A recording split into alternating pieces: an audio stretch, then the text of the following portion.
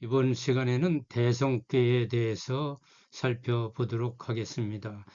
우리가 음향 그 두 효가 세 번 중첩돼서 나타나는 게 8괴라고 했다면 지금은 이제 6효가 중첩돼서 나는 64개에 대한 설명입니다. 이 대성계는 소성 8개가 한 번 중첩돼서 64개가 되는 건데 그 4개, 외계, 소성 8개가 4개로 자리 잡고 거기에 다시 외계로 8개가 자리 잡아서 8, 8, 64괴가 나타납니다. 64괴에 대한 이해는 음양효의 분포와 이 8개, 4개, 외계로 된 8개의 중첩현상 그리고 그것들의 성질을 토대로 이제 뜻을 풀이하고 이해를 합니다. 한 궤에서만 보면 초요로부터 3요까지가 아래에 있는 4궤고 4요서부터 5, 6 그러니까 저 상요까지 3요를 외궤라고 부릅니다. 4궤와 외궤를 이렇게 상대적으로 대비시켜 보면 외궤, 4궤, 4궤를 뭐 오전이라고 보면 외궤는 오후, 4궤를 안쪽, 내적이라고 보면 외궤는 외적, 외부, 또 4궤가 시작이나 창조라고 한다면 외궤는 이제 해체, 뭐 또 성장 이후 그런 모습들, 그리고 4궤가 생이라면 외궤는 성, 또 4궤가 타고난 몸체라면 외궤는 그 쓰임새, 용 이렇게 대비시켜 이해하면 됩니다. 그리고 대성계는 아래로부터 위로 초요, 2효, 3효, 4효, 5효, 6효를 상효 이렇게 가는데 1, 3, 5 초효, 3효, 5효는 양효가 자리해야 되는 곳이고요. 2효, 4효, 6효 또는 2효, 4효, 상효는 음성인 음효가 자리해야 할 곳입니다. 그래서 각각 초효의 자리에 양효가 있으면 바를 정자 정의 위치에 있다라고 얘기를 하고 3효에 양이 있으면 양효가 있으면 정한 위치다. 또 5효에 양효가 있으면 정한 위치다. 이렇게 설명을 합니다. 마찬가지로 2효에 음효가 있으면 정한 위치고 4효와 상효에 음효가 있으면 정한 위치가 됩니다. 아래로부터 이제 성질을 이제 챙겨보면 제일 밑에 있는 초효는 궤에서 제일 아래쪽에 위치한 것이기 때문에 궤 전체로 보면 시작이나 싹 이것으로 볼 수 있습니다. 그래서 제일 초연은 위로 솟아 올라가려는 능동적인 행위 이런 걸 하게 돼 있는데 그러다 보니까 양효가 꿈틀꿈틀하면서 초요에 자리 잡으면 정한 위치라고 봅니다. 근데 초요에 음효가 자리 잡으면 시작에 자리가 있는데도 아주 액티브하거나 능동적이지 않고 차분한 거죠. 그 다음에 2호는 아래 초요, 2호, 3호의 중간에 있는 위치로 중이라고 합니다. 1, 2, 3호 중에 가운데 있기 때문에 중이고 효로는 두 번째 자리이기 때문에 음효가 자리해야 되는 거죠. 그래서 2호에 음효가 자리하면 중한 자리에 있으면서 정한 자리에 있다. 이렇게 중정이라고 얘기합니다. 마찬가지로 5효도 외계 중앙인데 여기에 양효가 자리하면 양효의 자리니까 정하면서 4, 5, 6의 중이니까 중정입니다. 그리고 요 2효는 아래쪽에 4개의 중에 정한 음효가 저 위에 5효에 아주 건장한 양효하고 이렇게 서로 응하는 자리에 있습니다. 그래서 서로 이제 5효인 양효하고 2효인 음효 관계가 되면 제일 바람직하게 서로 돕고 지원하는 관계가 될 수 있다고 보는 거죠. 그래서 이제 4개의 중앙, 중정하는 2호, 또 물론 양효가 할 수 있는데 이 자리는 저 5효하고 이렇게 매칭, 응하는 자리에 있어서 신하들 중에는 아래쪽에 있는 초효, 2효, 3효를 다 이렇게 조화롭게 해서 상효를 도와줄 수 있는 그런 자리에 있습니다.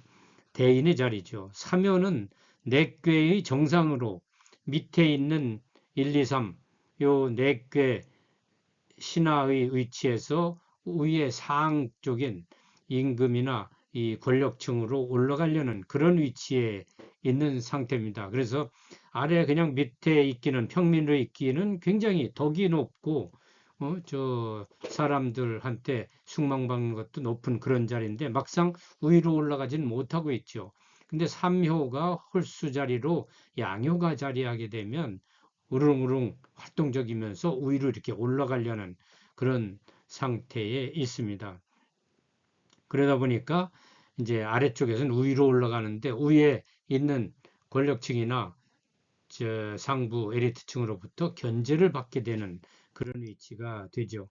또 사회는 이제 이렇게 내께에서는 훌쩍 올라서서 외께 쪽으로 올라갔는데 4, 5, 6개 중에서는 또 사실 제일 밑에죠. 그리고 오효가 이제 뭔가 지도자의 위치니까 지도자 바로 밑에 있는 무슨 장차관이나 이런 정도가 사요에 있다고 보는데 오요의 견제를 받고 또 오요를 적극 보좌하는 그런 자리가 사요의 위치입니다.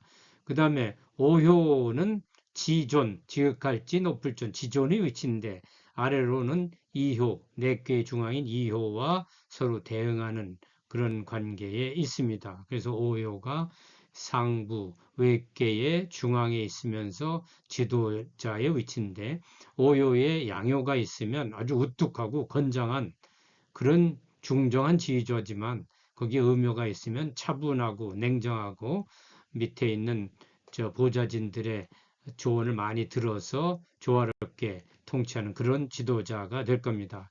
그 다음에 마지막에 육교, 상효는 최고위의 하늘이고 괴의 정상입니다. 그래서 아주 지극한 상태이기 때문에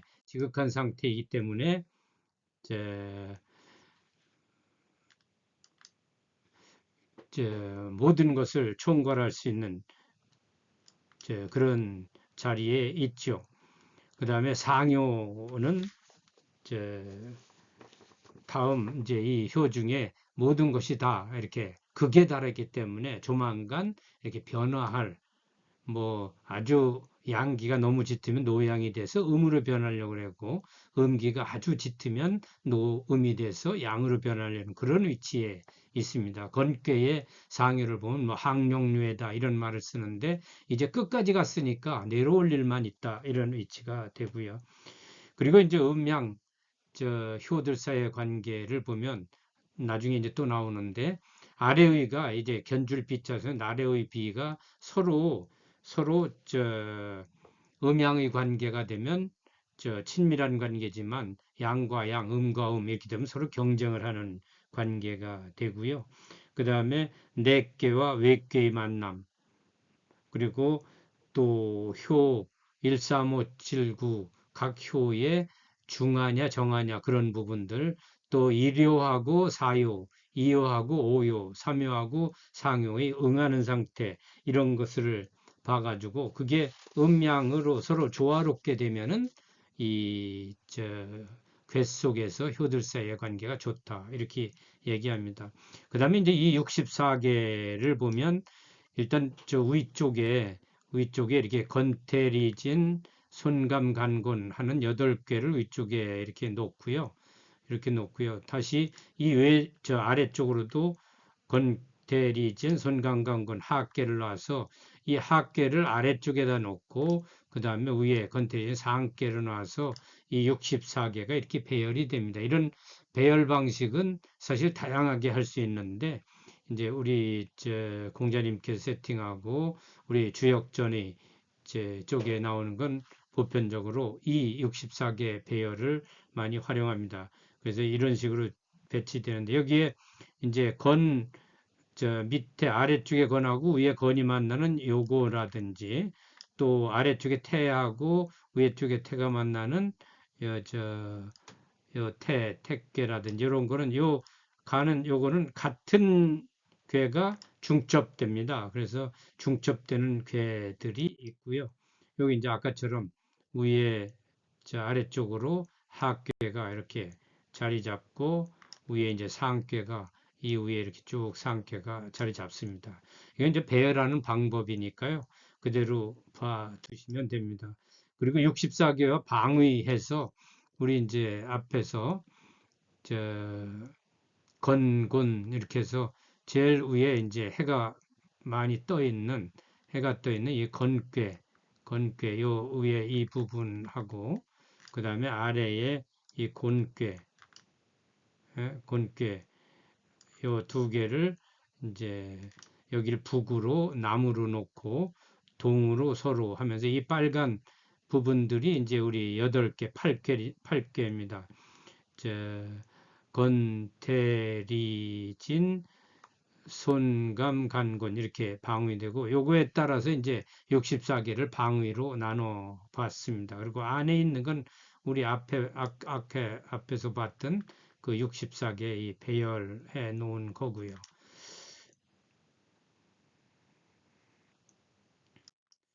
그 다음에 이 팔궁계라는 것도 있는데 이것도 뭐 한나라 때 경방이라는 사람이 괴 배열 순서를 좀 이렇게 다르게 해본 겁니다. 우리 공자님이나 공자님께서 해놓으셨던 괴 배열 상태를 좀 다르게 한 거죠. 그래서 주역괴의 배열 순서를 음양의 성세를 토대로 새롭게 구성한 게 이 팔궁계인데 그냥 알아두시면 될 겁니다. 여기는 제일 기본으로 이제 경계라고 해서 중심이 되는 꾀가 있죠. 그 경계는 우리 책경자, 법경자 해서 이 경계라고 하는데 이 책경자, 법경자입니다. 건진, 감간, 곤손, 리태 이런 식으로 해놓고 상호 대비되는 네 개 연결 건과 곤, 그리고 감과 리, 진과 손, 간과 태 요걸 대비시키고요.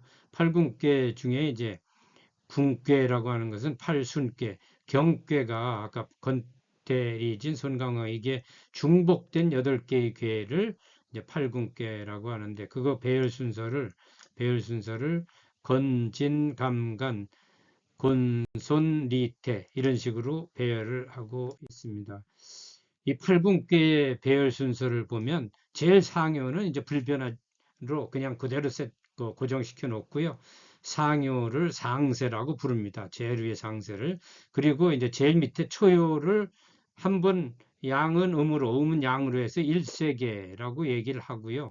그 다음에 두 번째 효가 변해서 2세계, 세 번째 효가 변해서 3세계, 그리고 네 번째가 4세계, 5세계 이렇게 변화해서 이제 괴가 다른 이름으로 변경이 되는데 이후에 사효 같은 경우는 사효가 다시 원래 괴의 효로 되돌아가서 유혼괴라는 것을 만들고 다시 아래에 있는 네 괴가 본래 괴로 다 되돌아가서 귀혼괴라는 것을 형성을 합니다. 그래서 이런 식으로 괴가 쭉 배열이 돼 있는데 뒤에 이게 그겁니다. 그래서 위에 제 팔궁계가 제일 위에 있으면 팔궁계가 이제 여기 쭉 이게 팔궁계고요.